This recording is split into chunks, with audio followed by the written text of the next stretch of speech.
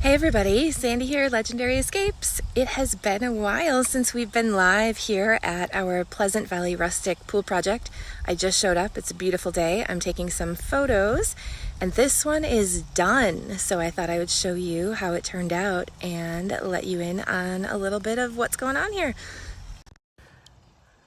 Whew, this looks so amazing. Check this out. So Jody, Ask the Garden Gal, has worked her magic here with the landscaping.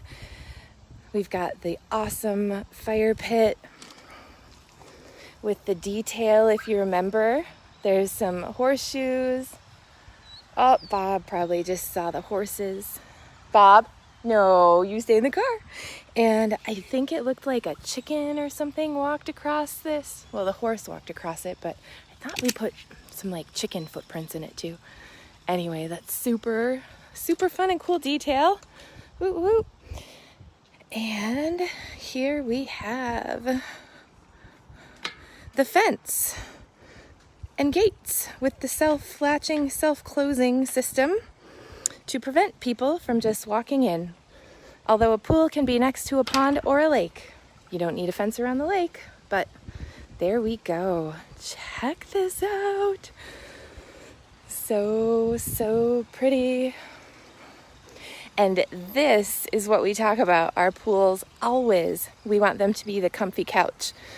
Because when you have the comfy couch, you're using it, you're playing with it, you're in it all the time. So the floaties are in and the goggles are out. So that is a sign of wonderful things. Wow, this looks so cool. I haven't actually been here since we finished this. Check out the water slide. The stone back here just cleans this up. We still have detail even on the back. Just surprises around every corner. Jody looks like she did a great job with the landscaping. In case anybody is wondering, when you do pool fence, pool code requires that you have a 4-foot top to bottom fence that you cannot pass a ball that's 4 inches in diameter through. So this is our fortress fence, fortress steel fence that does the job for us. And I know at one job, once upon a time, I measured with my cell phone because it was about 4 inches tall. So anywhere that we have gaps underneath, it can't be any bigger than this distance is apart. So we are calling our final inspections here. Final electrical is happening today, and then we'll be calling our final pool inspection next week. And basically on that final pool inspection, they will be checking that the pool is here and the gates and fence are up, operational, and they self-close and self-latch. Wow, this is beautiful. As you can see, we've got the in-floor cleaning system in here too. We've gone to using the light blue in-floor heads, which I really noticed as Katie's been doing more drone video at some of the newer pools and some of the older pools. Oh, we still use gray on the sun ledge.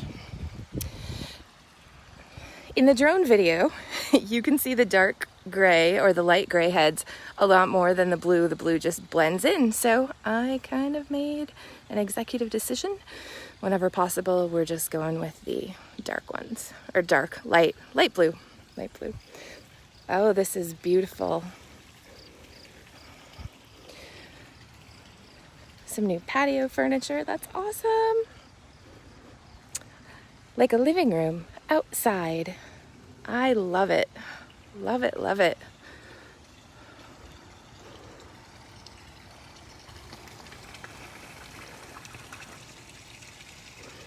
I have also noticed on our pools that have this spillover spas, when the kids are swimming, that's like the perfect place for them to hang out and play and have toys and things, and you don't have to heat it when they're using it that way. But at several of our projects now, I've noticed that the kids really like to play in the spa. This is so relaxing. You could take a book read, get a suntan, or a sunburn, depending on how that works for you. Wow, I love, love, love the detail. The setting is just beautiful. I would say home run, guys. This one is awesome. Let's go check out our equipment. Oh, look, one of our custom coat racks. Fabricated by Kyle. Yay! For towels and things like that. Works perfectly with the theme here. Okay, so here's a gate. There appears to be a little bit of a hose here. I'll kick that out of the way. Oops. But one of the things, wow, note to self, we should put a hookup on the back side of the fence for that hose. Okay, so I'm gonna check this out. Here we have the fence. I'm going to open it, which is, I think, much like what an inspector would do. I'm going to kind of let it go and make sure it closes by itself and latches. It does. So this one is good to go. Definitely. So in this pool, we did our R2D2 Q360. These are the Jandy valves. The Jandy valves are what, with the push of the button on the control panel, this, because it has a cord going to it, you know that it has power. So when you put it from pool mode to spa mode, this will automatically do it so that you don't have to. Here's a quick tip for homeowners. There's a toggle switch on the actuators, somewhere kind of around the back side. Oh, it's right there on the bottom. I feel it. So that is what tells the valve where to go. So in the event I did not want to push the button, I could use that toggle switch to move the valve. But here's the caution. If I just did that and I don't really know what I'm doing, that's when the spa drains or weird things happen. Because then if I go press the button, the valve thinks that it's like it's always been, but I actually messed with it. So then it just turns because it doesn't know that you changed anything. Not that that's ever happened before, because, you know, who would just go pressing buttons and toggling things without knowing what they do, right? Yep, sarcasm. So here are our blower for the spa, our heater, obviously. This is the zinc anode. If there's any trace voltage of electricity, the anode contains zinc, which is the softest metal that will be affected first. As you can see, we've got some scaling build up on there already. So we have those in as a preventative measure to be affected before the copper of the heater core or pool lights or anything like that. Here we have our Jandy variable speed pump, our Jandy Stealth for the waterfall, our very large plumbing. This is, yeah, good size. A little bit larger than your average. It's a 3-inch manifold right there. Or ball valves. Heading into our super huge Taglia's Hyrite Sand filter with glass media. Huh, looks like we have some extra, which I could grab, because we don't necessarily need to leave it here. Although, oh look, I also have some miscellaneous things. I'll have to chat with Mark, find out what he wants back. And then this is our Aqualink panel, which gives you some control over what's going on in the system and the breakers, so that we can control what's happening. Everything here is labeled. The homeowner here also has the app. So with a push of a button on their phone, they can make things happen.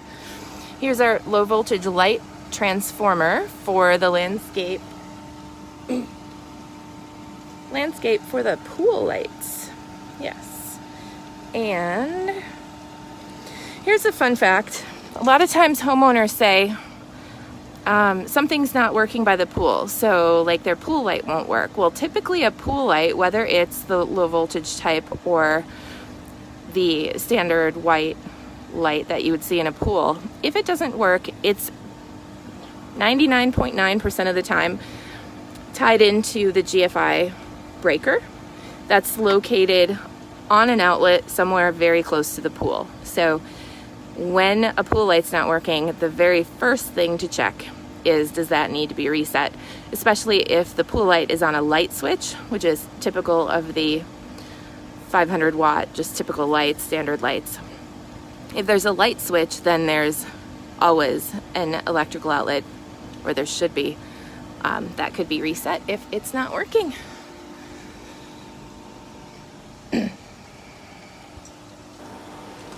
Fantastic. Oh look, Jody even did the step down area.